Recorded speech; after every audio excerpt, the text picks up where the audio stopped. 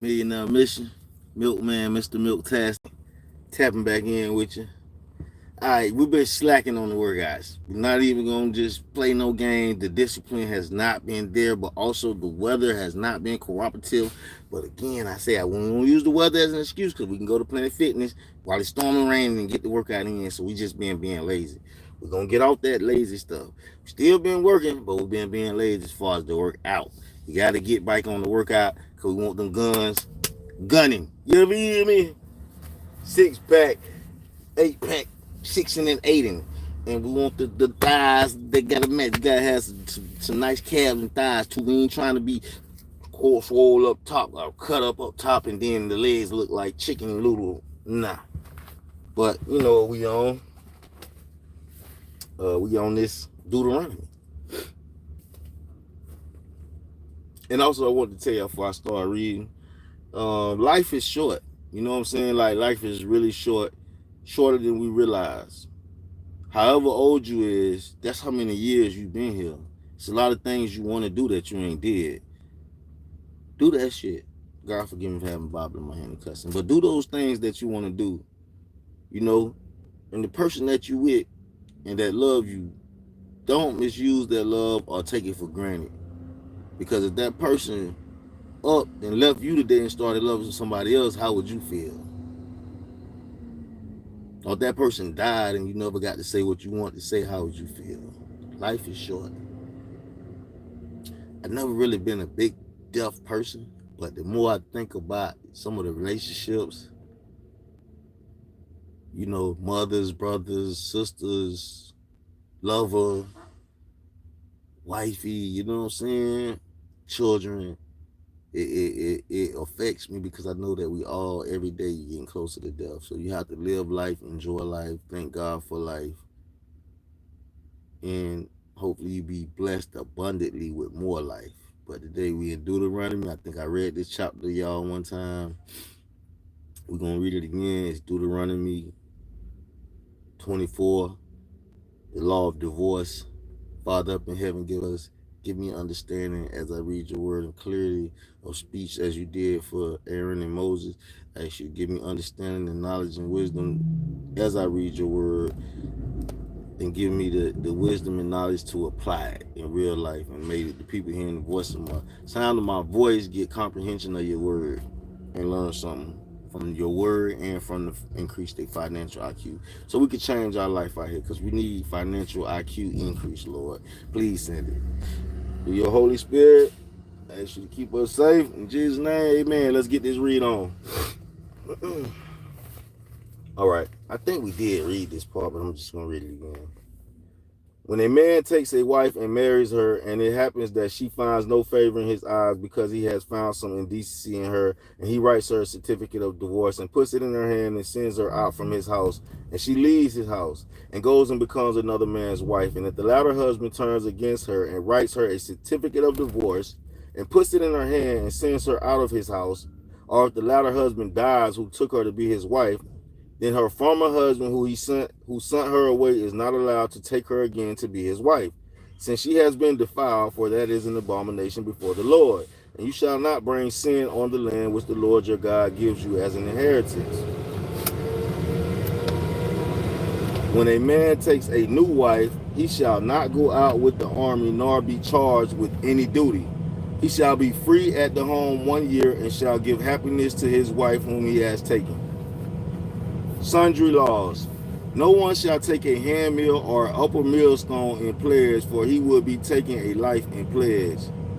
If a man is caught kidnapping any of his countrymen or the sons of Israel, and he deals with him violently or sells him, then that thief shall die.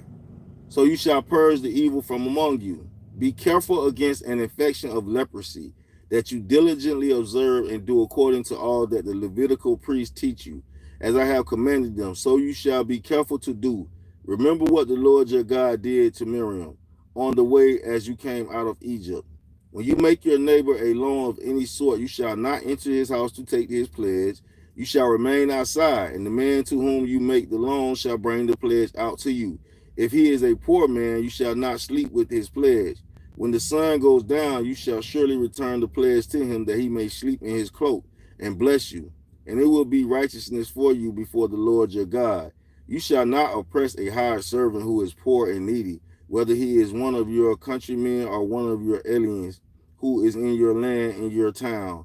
You shall give him his wages on his day before the sunset, for he is poor and sets his heart on it, so that he will not cry against you to the Lord and it becomes sin in you. Fathers shall not be put to death for their son, nor shall sons be put to death for their fathers. Everyone shall be put to death for their own sin. You shall not pervert the justice due an alien or an orphan, nor take a widow's garment in pledge. But you shall remember that you were a slave in Egypt, and the Lord your God redeemed you from there. Therefore I command you to do this thing. When you reap your harvest in your field and have forgotten a sheaf in the field, you shall not go back to get it.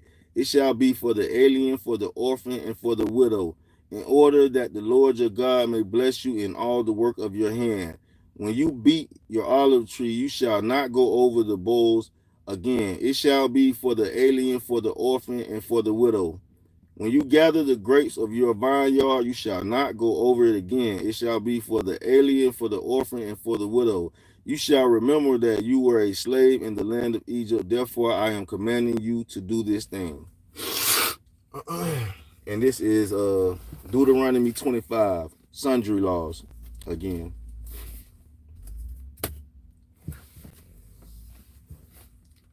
If there is a dispute between, just more light up in here. If there is a dispute between men and they go to court and the judge decide their case and they justify the righteous and condemn the wicked, then it shall be, if the wicked man deserves to be beaten, the judge shall then make him lie down and be beaten in his presence with the number of stripes according to his guilt. He may beat him 40 times, but no more, so that he does not beat him with many more stripes than these, and your brother is not degraded in your eyes. You shall not muzzle the ox while he is threshing. When brothers live together and one of them dies and has no son, the wife of the deceased shall not be married outside the family to a stranger.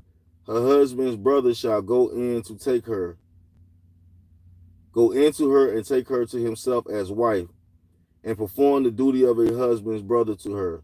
It shall be the firstborn whom she bears shall assume the name of his dead brother, so that his name will not be blotted out from Israel. But if the man does not desire to take his brother's wife, then his brother's wife shall go up to the gate to the elders and say, my husband's brother refuses to establish a name for his brother in Israel.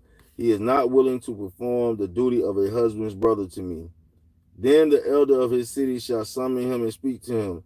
And if he persists and says, I do not desire to take her, then his brother's wife shall come to him in the sight of the elders and pull his sandals off his foot and spit in his face, and she shall declare, thus it is done to the man who does not build up his brother's house. In Israel his name shall be called the house of him whose sandal is removed. If two men, a man and his countrymen, are struggling together, and the wife of one comes near to deliver her husband from the hand of the other one who is striking him, and puts out her hand and seizes his Gentiles, then you shall cut off her hand. You shall not show pity. You shall not have in your bag different weights, a large and a small. Differing weights, a large and a small. You shall not have in your house differing measures, a large and a small. You shall have a full and just weight. You shall have a full and just measure, that your days may be prolonged in the land which the Lord your God gives you. For everyone who does these things, everyone who acts unjustly, is an abomination to the Lord your God. Remember what Amalek did to you along the way when you came out from Egypt, how he met you along the way and attacked you among you, all the stragglers at your rear when you were faint and weary, and he did not fear God. Therefore it shall come about when the Lord your God has given you rest from all your surrounding enemies in the land which the Lord your God gives you as an inheritance to possess, you shall blot out the memory of Amalek from under heaven. You must not forget. And that was chapters 24 and 25 in Deuteronomy. And we're going to move on to peace and increasing your financial IQ. My bad, y'all, for coming on here late night. You know what? It ain't my bad. It's how life works. Sometimes you want to get up in the morning and do the morning reading, but you got to get up in the morning and start running. You know, I might wake up in the morning and hey, I just went to sleep, so I'm still tired, and you don't get to do it. But we're gonna continue to try to prod. We're gonna continue to develop this discipline so that when we say stuff, we stick with it, and also when we set a schedule, we stick to that schedule no matter what. Sometimes life be lifing though, so don't beat yourself up if you can't stick to it. Just still try to get it done. You see, I supposed to did it this morning. It's 12, almost 1 a.m. and I'm doing it. So get it done. Don't let it be no excuse. So now we taking more notes out of financial, increase your financial IQ. This is chapter 3. Making financial IQ number 1. Making more money.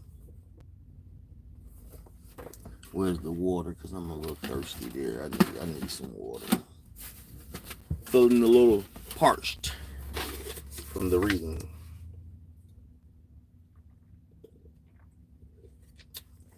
And you know what I noticed? Like if you drink, what is that? Brisk. You drink brisk like the iced tea, the orange blood, the sweet raspberry tea, all them little sweet drinks. They just leave you more thirsty. And even some water, I'm realizing, I don't know if it's the way they filtering it or what, but you could drink some water and still be feeling like you're thirsty. And that's just crazy. That you could drink a drink, whether it's a brisk, Arizona, or whatever, and still be thirsty.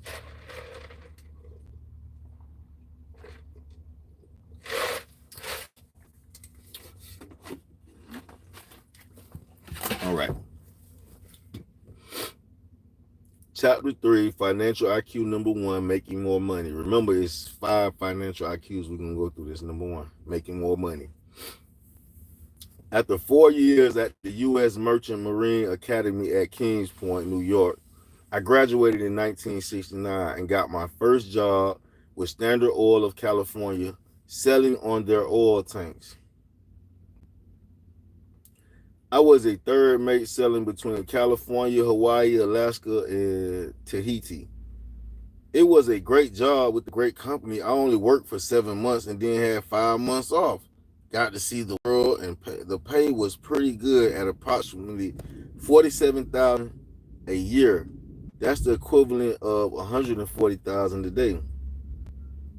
A salary of $47,000 was considered a lot of money for a kid right out of college in 1969. It still is. Yet when compared to some of my classmates, my pay was low. Some of my classmates were starting their careers at $70,000 to $150,000 a year as third mates. Today, that would be equivalent of $250,000 to $500,000 a year as a starting pay. Not bad for 22-year-olds fresh out of school. The reason my pay was lower was because Standard Oil was a non-union shipping company. My classmates in the higher pay scales were working for union wages. After only 4 months as a third mate, I resigned from my high-paying job with Standard Oil and joined the Marine Corps to fight in the Vietnam War.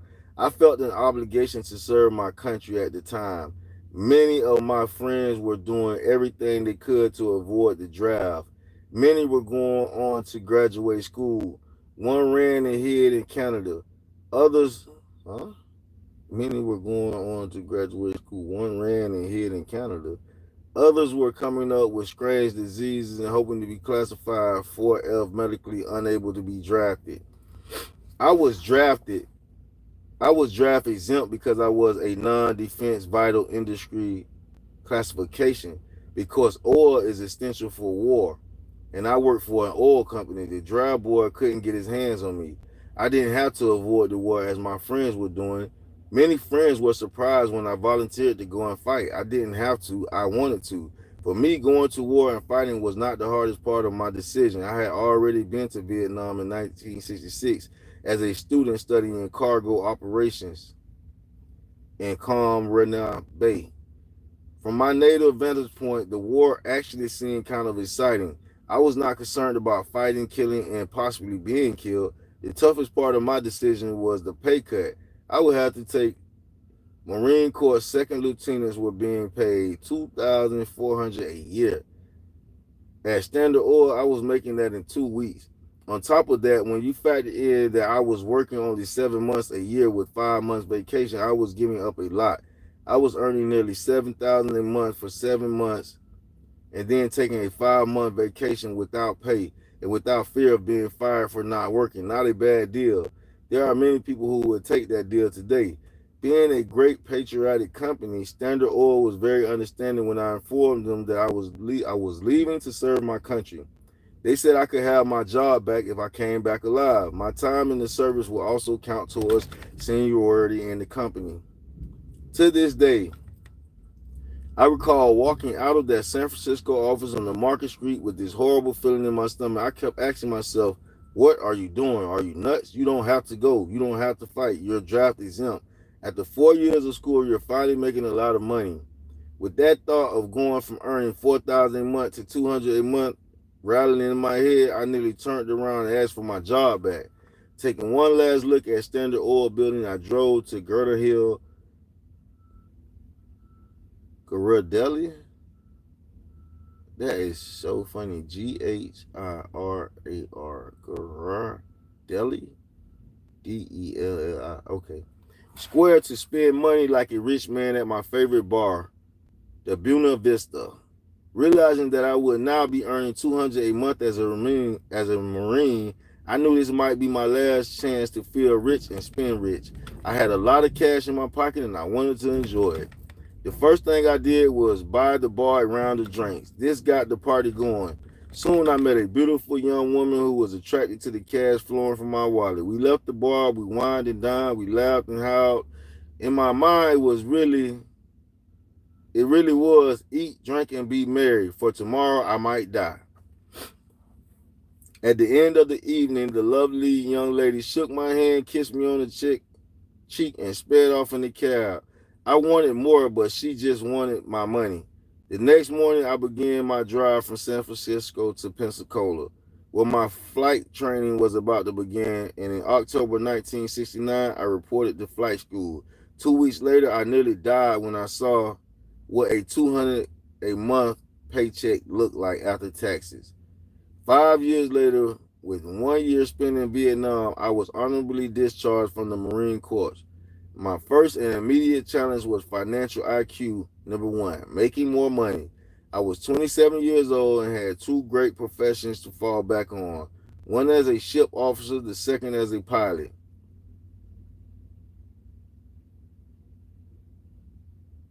For a while, I considered returning to Standard Oil and asking for my job back. I liked Standard Oil and I liked San Francisco. I also liked the pay. I would have started at about $60,000 a year since Standard Oil counted my time in the Marine Corps towards seniority. My second option was to get a job as a pilot with the airlines. Most of my fellow Marine pilots were being offered great jobs with a pretty good starting pay of about $32,000 a year. Although the pay was not as good as Standard Oil, being an airline pilot appealed to me. On top of that, whatever airlines would pay me had to be better than the $985 a month the Marine Corps was paying me to be a pilot after 5 years of service. Instead of returning to Standard Oil or flying for the airlines, however, I took a job with the Xerox company in downtown Honolulu. My starting pay was $720 a month. Once again, I took a pay cut. My friends and family thought the war made me crazy. Now you may ask, why would I take a job paying only $720 a month in a very expensive city like Honolulu? The answer is found in the theme of this book, Increased Financial IQ. I took the job with Xerox not for the pay, but to increase my financial intelligence, especially financial intelligence number one, making more money. I decided the best way for me to earn more money was as an entrepreneur, not an airline pilot or ships officer. I knew that if I were to become an entrepreneur, I needed sales skills. There was only one problem. I was terribly shy and dreaded rejection. My problem were shyness and a lack of sales skills. Xerox was offering professional sales training. They had the problem of needing salespeople. I was looking to become a salesperson, so it was a great deal. We both solved each other's problems. Soon after I was hired, the company flew me to their corporate training headquarters in Leesburg, Virginia. My sales training officially began.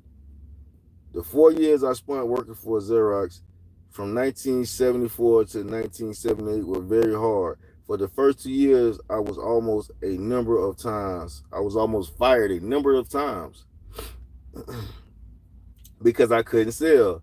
Not only was I not selling and in danger of losing my job, but I was also not making any money. But I had a goal to become the top salesman in Honolulu branch, and I faced my challenges with determination. After the first 2 years, the sales training and on the street experience began to pay off, and I finally reached my goal of becoming number one in sales at Honolulu branch. I had solved the problem of being shy and hating rejection and had learned to sell. Even better, I was making a lot more money than I would have as a ship's officer or an airline pilot. If I had just settled into a job after the war, I would never have overcome my fear of rejection and my shyness. I would never have reaped the rewards of facing those challenges and conquering them. I learned a valuable lesson from my experience at Xerox. Solving the problem was the path to wealth. Once I reached my goals and became number one in sales, I resigned to take on my next challenge, building a business. Anyone who has built his or her own business knows the first problem, once again, financial IQ. Number one, making more money. Since I now had absolutely no money coming in, I had to solve financial IQ number one.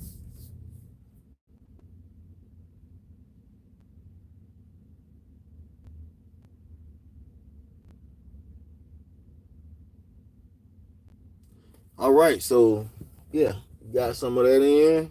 Where is my pad? Okay, we use this. I ain't see no gems in there. Remember, we got to go back and write down the five financial IQs. Financial IQ number one, making more money. Financial IQ number two, protecting your money. Financial IQ number three, budgeting your money. Financial IQ number four, leveraging your money. And financial IQ number five, improving your financial information. So those are parts of what we have to write down as some of the gems that we got from the book. And the first two, those are five, we're gonna write them in because that's just important to have to know those differences in intelligences. So we'll write that down as gems. But the two that we got so far is identify and deal with money problems head on, becoming better at solving money problems. And that's how you become better at solving money problems, by identifying and dealing with them head on. Don't be trying to act like they don't exist. And number two is a currency purpose is to acquire assets that are either appreciating in value or producing cash flow. A currency must move quickly to acquire real assets with real value because the currency itself is losing rapidly, declining in value. So there you go. I hope you got something from the reading of the word. Make sure you stay prayed up. You know what I'm saying? Every day we're getting closer to death. And it ain't a bad thing to be absent from the body is to be present with the Lord, is what I heard was written in there somewhere. Also heard that, we rest until we are united with the Lord. So wherever you may be when you die, you're going to die one day. All of us going to die one day. So live your life while you're here. Love those that love you and even love your enemies too. It's Mr. Milktastic, splashing in the fishbowl. Y'all will get some more story time when it's a storyline. But for now, we got our head up, 10 toes down on the ground. Stand on the ground. Moving around. Stand on the ground. Stand on the ground. Ain't no cash coming to you if you ain't get off your ass and work for it. You could pray all day, but you're going to have to get up and move around. Can't just pray and sit on your hands and sit on your laurels. You did. Make sure y'all subscribe if you're not subscribed. Make sure you liked if you're here. And if you made it in 24 minutes and 40 seconds with me, I appreciate you. Appreciate the support. Don't forget, it's Millionaire Mission clothing. Don't forget, it's Millionaire Mission. Make sure you own one. Plot, plan, and execute. Get it done. Don't make no excuses.